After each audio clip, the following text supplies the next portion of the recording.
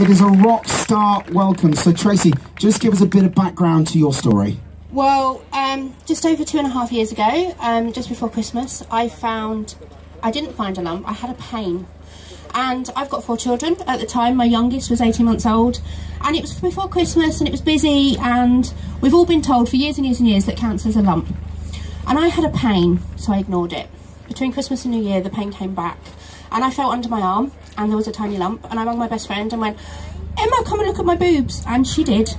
Maintains it's not the craziest thing I've ever asked her. It says a lot about our friendship. And then 2 weeks later, I was diagnosed with invasive ductal carcinoma, breast cancer. And I didn't understand, because I was 34 and I had 4 children, and this is something that happens to older women, and, you know. I then went on and had 6 cycles of chemotherapy. I lost all my hair. I had a 12-inch Hickman line in my chest.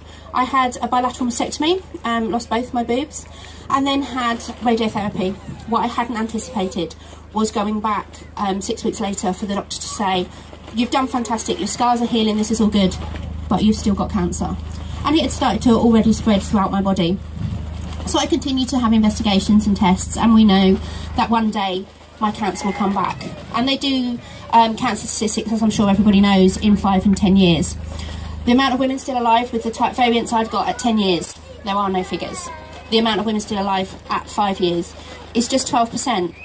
And for a woman of 34, that's horrifying. For a woman of 34 with 4 children who are still under the age of 13, that's absolutely devastating. So, where we are today, where are you today? We're in a really weird cancer limbo where my cancer hasn't gone, but I don't currently have active secondaries. I'm currently having various tests and scans for suspected recurrence, meaning that my cancer's come back to my chest wall.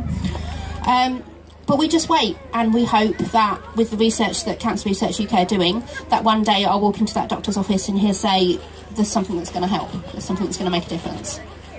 Now, you're a trustee of York Breast Friends. For people who don't know about the organisation, tell us about the organisation and what you can do for people. York Breast Friends is amazing, and we've all been in that situation with someone that has cancer, and we've all gone, "I know how you feel," and with no disrespect to anybody, unless you've been there, you really don't. And York Breast Friends is amazing in the fact that they really do know, because the ladies at York Breast Friends have had cancer. They've all been various stages of diagnosis, various different diagnoses, different treatments, but we've all been there, and we know when you come in and say, "Oh, I've got this side effect, what can I do?" We know because we've been there. And it's not just face-to-face. Well, I mean, we meet a lot for cake, which is always a bonus in cancer treatment, but we have face-to-face meetings, we have lunches, we can do online meeting, we have a secret Facebook.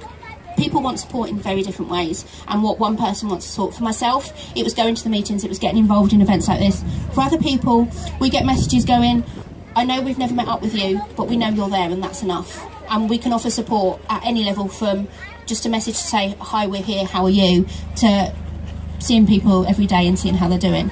It's that support from knowing that someone that has been there knows how you feel and knows how tough it is. So how can people find out more about you guys if they're thinking, "I would like to at least know a bit more about York Breast Friends"? Well, we are always welcome. We're always welcoming to people who have had a breast cancer diagnosis. It doesn't matter if it was 2 days ago or 20 years ago. We welcome absolutely anybody. We do have a green tent over there, where Zoe is with our banners, and some leaflets and information and newsletters. You can also find us on the usual social media, Facebook, Twitter, Instagram, as York Breast Friends.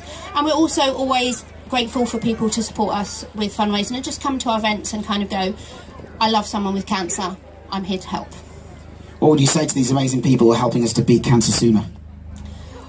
I'm lucky that I have the support of my family, and I have the support of York Breast Friends. I'm also lucky that we have the support of thousands and thousands of people dressed in pink and pom-poms and glitter and sparkles who are going out today to make a difference. It's well known that if cancer is diagnosed sooner, the treatments are less invasive and more successful. We can help that by checking our bodies and being aware of our bodies and picking up any changes and getting them seen to sooner. But the difference you guys make by going out today, running Race for Life, raising that money, means that there's someone in a lab somewhere who's working really hard to make a huge difference, that one day we'll all be running to celebrate a cure for cancer rather than trying to find it.